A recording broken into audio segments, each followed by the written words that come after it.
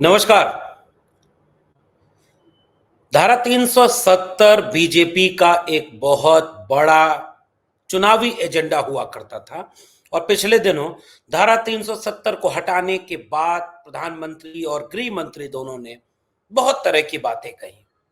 आतंकवाद रुक जाएगा, भारत में मिला लिया गया है, कश्मीर का एक एक इंच, जम्मू कश्मीर का एक एक इंच जान दे देंगे उसके लिए, क्या बात करते हैं आप।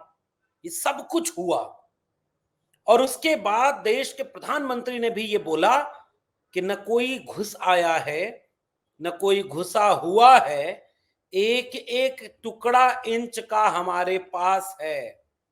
लेकिन उसी जम्मू कश्मीर को, पूरे राज्य को, उसके भीतर के लोकतंत्र की हत्या करके तीन भागों में बांट करके जम्मू को अलग यूनियन टेरिटरी, कश्मीर को अलग यूनियन टेरिटरी और लद्दाख को अलग यूनियन टेरिटरी बनाया गया। और उसके बाद वहां के एक पर्यावरण एक्टिविस्ट, बहुत प्रसिद्ध सामाजिक कार्यकर्ता, वैज्ञानिक सोनम वांगचुक आंदोलन करने लगे। केवल अकेले नहीं, लद्दाख के हजारों लोग लंबे समय से आंदोलन कर रहे हैं। उनकी बहुत सारी मांग है, सिलसिलेवार एक एक बात उनकी मांग को हम बताएंगे। लेकिन आज की तारीख सोनम वांगचुक ने वीडियो जारी करके कहा कि हम अपने इलाके में पश्मीना मार्च निकालना चाह रहे थे और उसके पहले ही लेह लद्दाख के पूरे इलाके में धारा 144 लागू कर दिया गया। 10 किलोमीटर के एरिया में इंटरनेट बैन कर दिया गया और वहां पर किसी भी तमाम तरह के लोगों की आवाजाही को रोका जा रहा है। सरकार दमन कर रही है, हमारी अभिव्यक्ति की आजादी छीनी जा रही है, ये लोकतंत्र का गला घोटा जा रहा है। ये वही सोनम वांगचुक हैं जिनके ऊपर एक बहुत प्रसिद्ध फिल्म 3 इडियट बनी थी। उसमें जब आखिर में रेंचो जो है, पुनसुम वांगडू का जो कैरेक्टर प्ले करता है, जो आखिर में कश्मीर में जाकर के एक व्यक्ति जो बच्चों को कोई ना कोई नई नई तरकीब सिखा रहा है, सोनम वांगचुक के ऊपर बनी हुई है। सोनम वांगचुक क्लाइमेट एक्टिविस्ट माने जाते हैं, वैज्ञानिक भी हैं। अपने यहाँ के लोगों के जीवन की बेहतरी के लिए वो लगातार कुछ न कुछ नए प्रयोग करते रहते हैं। पूरा समाज उन्हें अपना नायक और अपना नेता मानता है।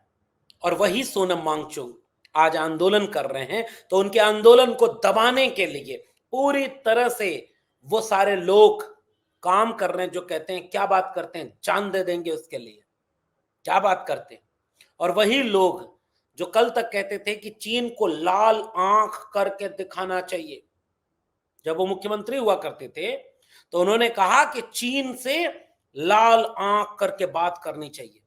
झूला झूलते रहे अहमदाबाद में चीन के राष्ट्रपति को बुला करके, और खुद बयान दिया कि न तो कोई घुसा हुआ है भारत की जमीन पर, न घुसा है, तमाम तरह की बातें।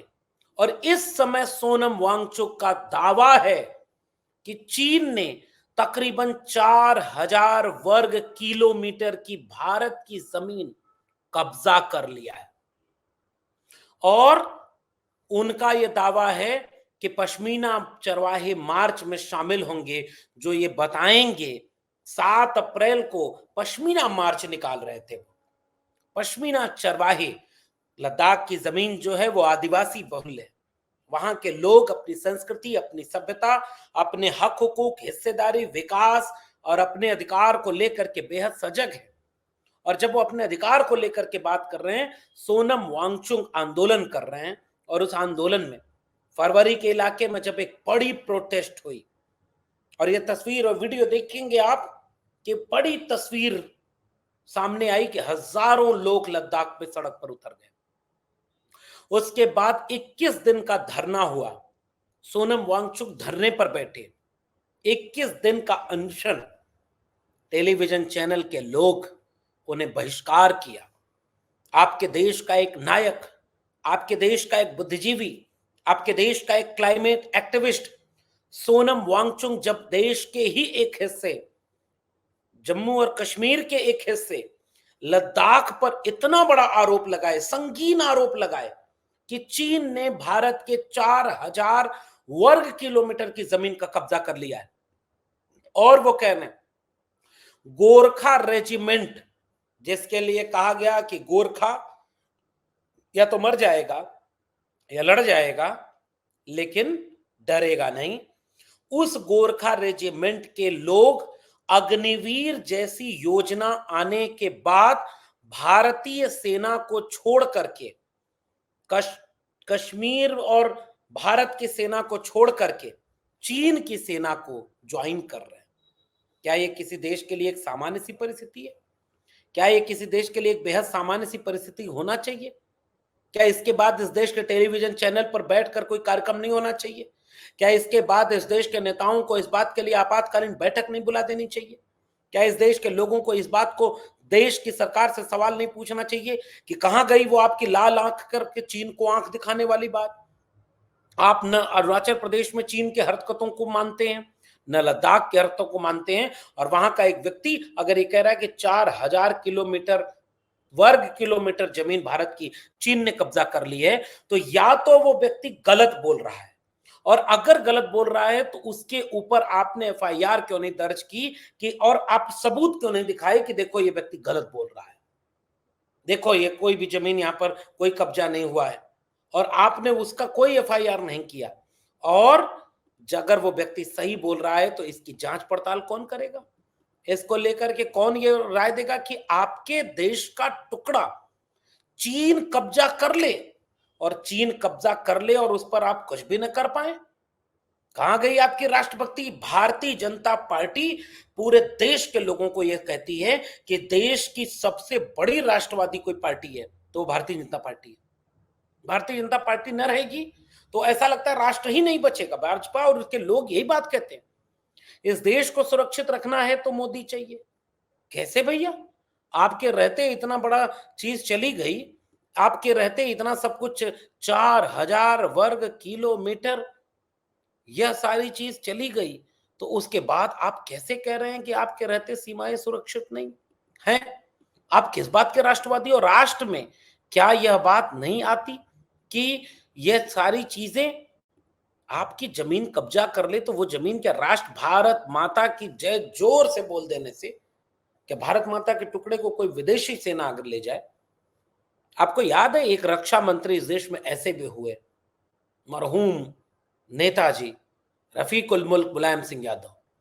उन्होंने जब रक्षा मंत्री रहते हुए सदन में यह आगाह किया, उसके बाद भी आगाह करते रहे पाकिस्तान आपके सामने बहुत बड़ा खतरा नहीं है, पाकिस्तान से तो आप लड़ लेंगे, कमजोर देश है। चीन आपके सामने एक बहुत बड़ी चुनौती है।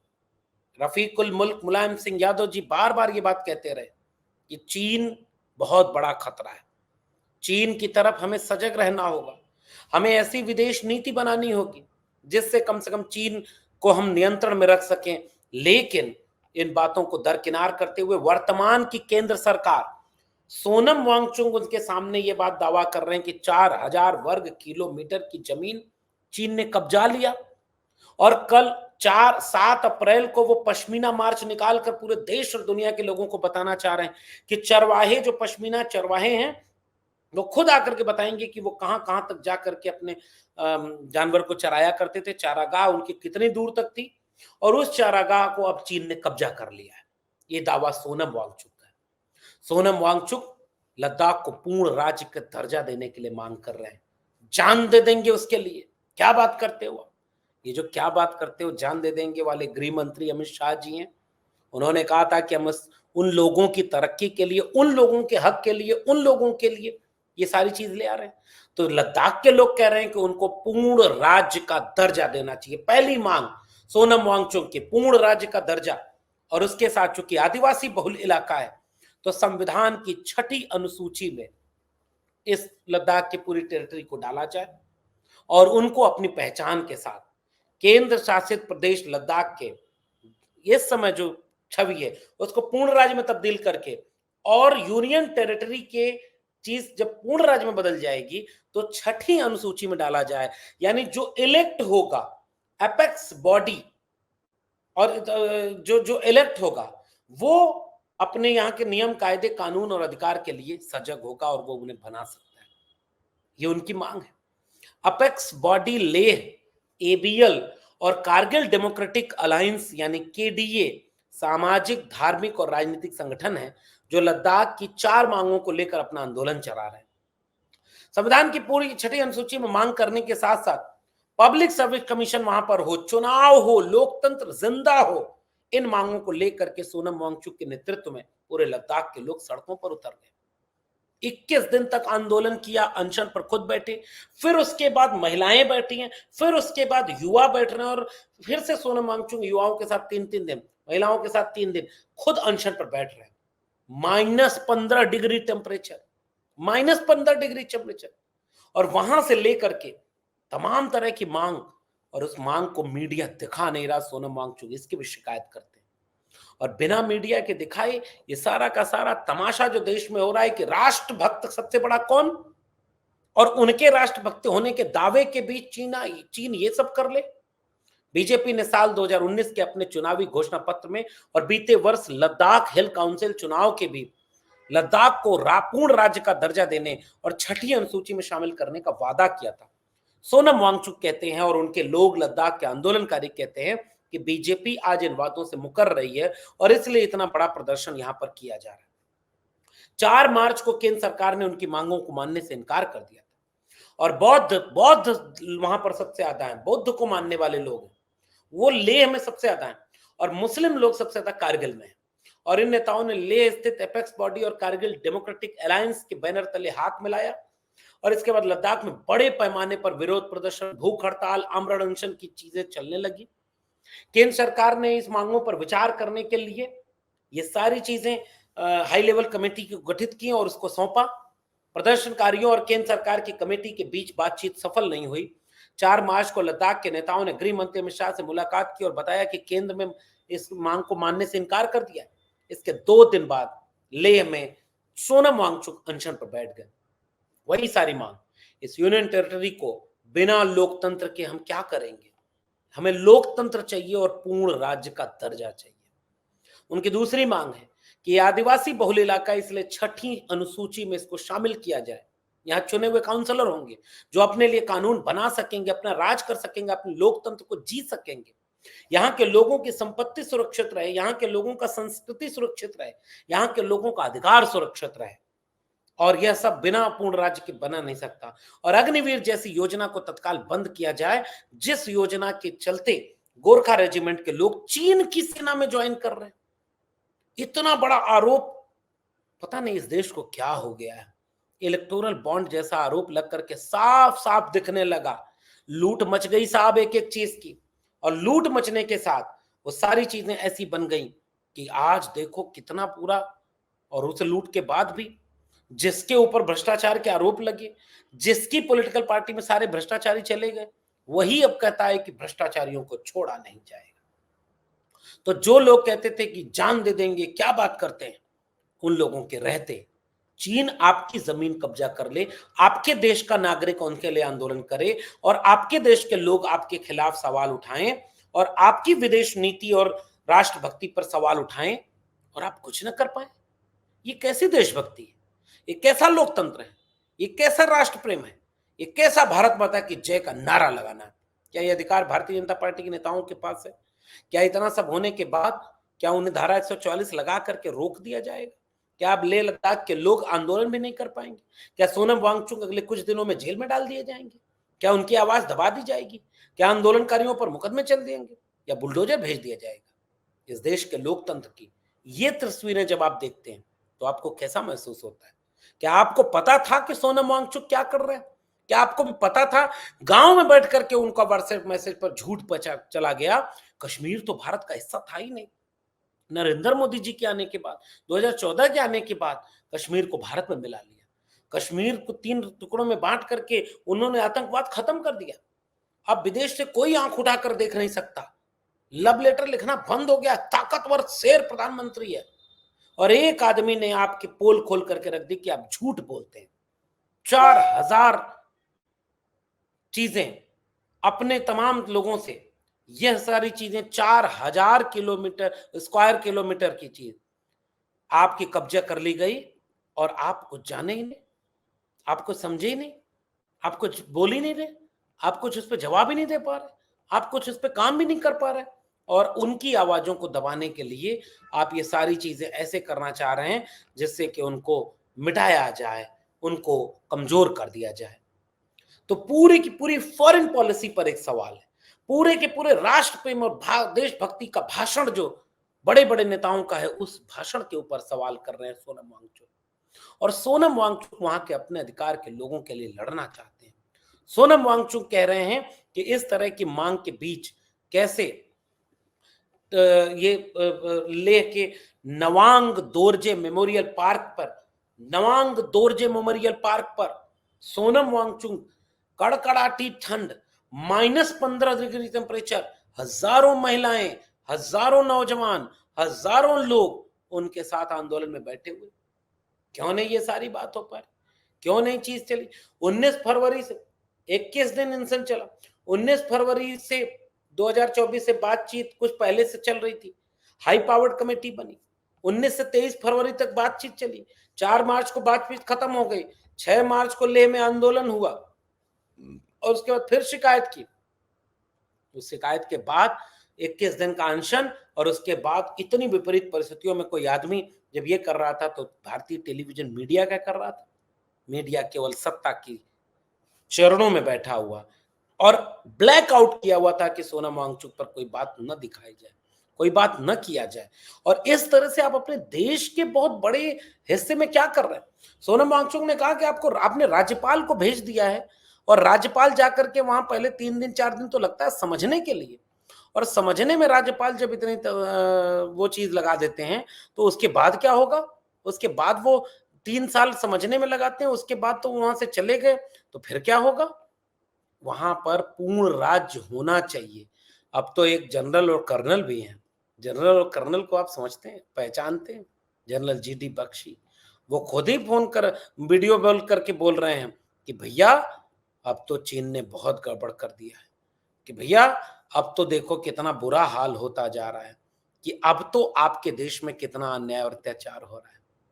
और इस अन्याय अत्याचार के लिए कहा, सोनम वांगचुक ने एक चेतावनी दे दी है कि अगर ये होता रहा, धारा 144 लगा दी, हमें आंदोलन नहीं करने देंगे, तो पूरा देश अंधेर नगरी बन जाएगा। अंधेर नगरी का मतलब समझते हैं? अंधेर नगरी चौपट राजा, टके शेर भाजी टके शेर खाजा। आंदोलन सोनम वांगचुक का चल रहा है।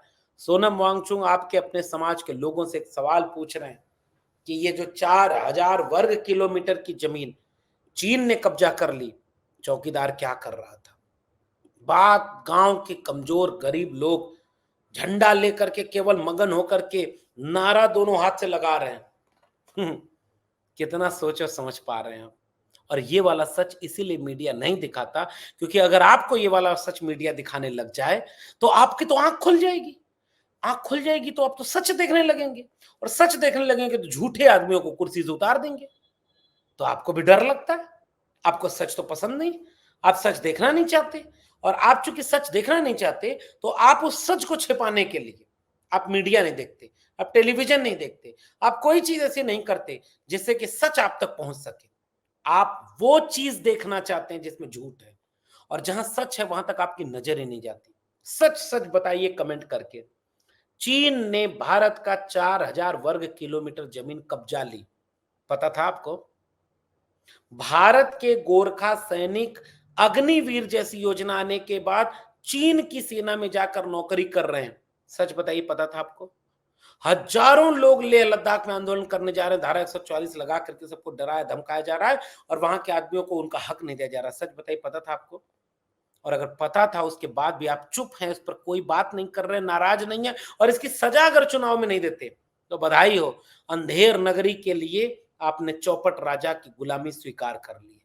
और अगर इतना जान रहे हैं, समझ रहे हैं, तो ध्यान रखिएगा, वोट देने के समय झूठों पर वोट मत दीजिएगा, वरना लोकतंत्र बर्बाद हो जाएगा और आपके बच्चे आपको कभी माफ नहीं करेंगे। ये अंतिम घड़ी है इम्तिहान की, और इस इम्तिहान की घड़ी में निर्णय इस बात का लेना होगा कि जो सब समर शेष है नहीं पाप का भागी केवल ब्याग, जो तटस्थ हैं समय लिखेगा उनका भी अपराध।